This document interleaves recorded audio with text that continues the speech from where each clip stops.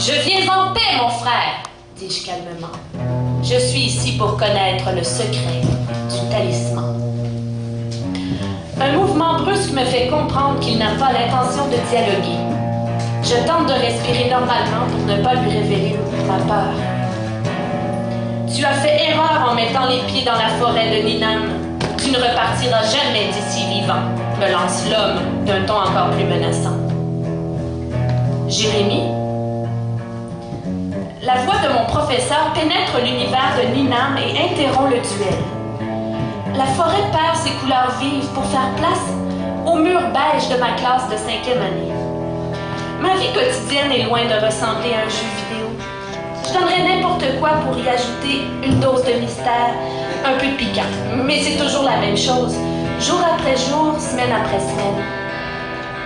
Jérémie, c'est bientôt l'heure de la récréation. N'oublie surtout pas ton rendez-vous. J'entends des ricanements derrière moi. Comme toujours, chaque mardi matin, Martin me rappelle que j'ai un rendez-vous. Je suis la risée de tout le monde parce que les autres savent très bien de quel rendez-vous il s'agit. Tandis que les autres élèves s'habillent pour aller jouer à l'extérieur, je prends le chemin de l'infirmerie. Je me fais intercepter par Charles Bilodeau. Tu vas voir l'infirmière? Pourquoi il y a juste toi dans la classe qui va la voir? Hein? Est-ce qu'elle baisse tes culottes pour t'examiner? T'es bien niaiseux, Bilodeau. Charles Bilodeau est le pire garçon de la classe. Il est tout petit, mais il adore me plaquer contre le mur et regarder droit dans mes yeux pour déposer ses insultes le plus profondément possible dans ma mémoire. Il sait que je ne me défends jamais. Je suis le garçon le plus grand et le plus fort de toute la classe, mais je déteste me battre. Tu vas voir l'infirmière parce que t'es gros. Est-ce que tu penses vraiment qu'elle va te faire maigrir? Ça prendrait 10 ans avec toute la graisse que t'as. Je cherche une réplique mordante à lui balancer en plein visage, mais je ne trouve rien. C'est toujours pareil quand Bilodeau s'en prend à moi. Des dizaines de réparties brillantes me viennent en tête dès qu'il s'éloigne, mais sur le coup, je fige. Je repousse Bilodeau en lui donnant un petit coup avec mon bras pour qu'il me laisse tranquille. Il recule, mais continue à m'insulter. T'es rien qu'un hippopotame. Je pourrais peut-être répondre qu'un hippopotame est capable d'écraser un rat, mais j'hésite trop longuement. Il attrape la pile de feuilles que je tiens dans mes mains et jette un coup d'œil, éclate de rire, puis les lance par terre. En me penchant pour les ramasser, j'entends une voix féminine menacer mon agresseur. « Lâche-le, Charles, sinon je vais aller chercher un prof. » Suzy Côté-Neblanski, vice-présidente de l'école, la fille la plus populaire, celle qui répond correctement aux questions et qui dit toujours ce qu'elle pense.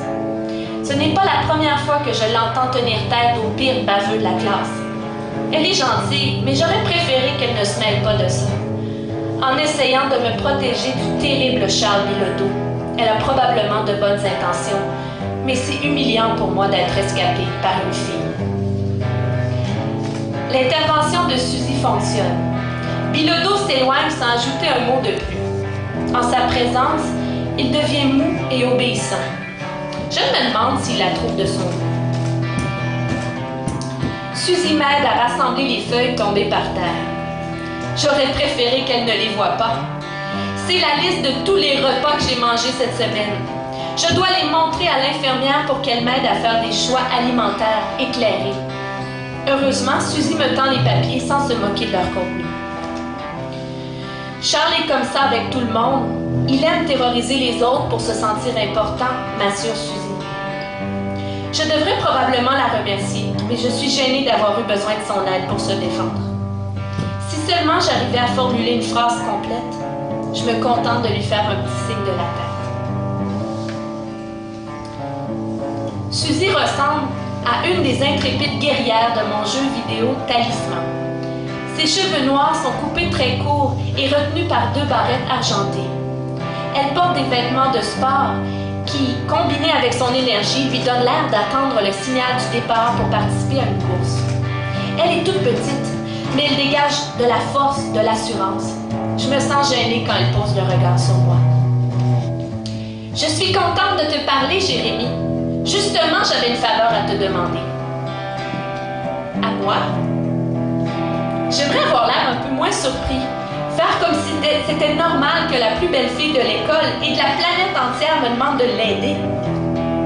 Bien sûr, qui d'autre que toi, poursuit Suzy. Tout le monde sait que tu es le meilleur de la classe en informatique. Cette fois, inutile de bégayer et de rougir. Suzy a raison. Je suis de loin le meilleur pour manipuler tout ce qui possède des pitons. Ma mère dit toujours que je suis née avec un clavier dans les mains.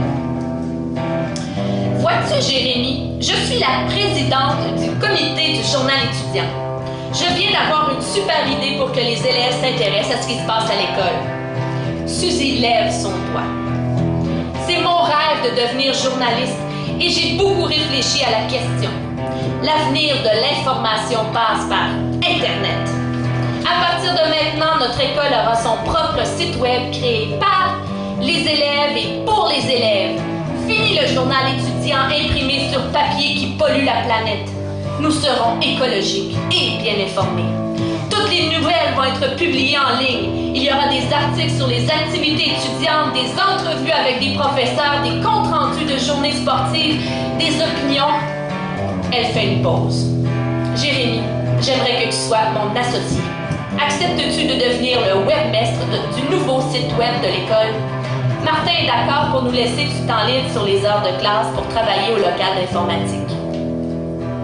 Suzy, côté Neblansky, me regarde en me suppliant presque de l'aider.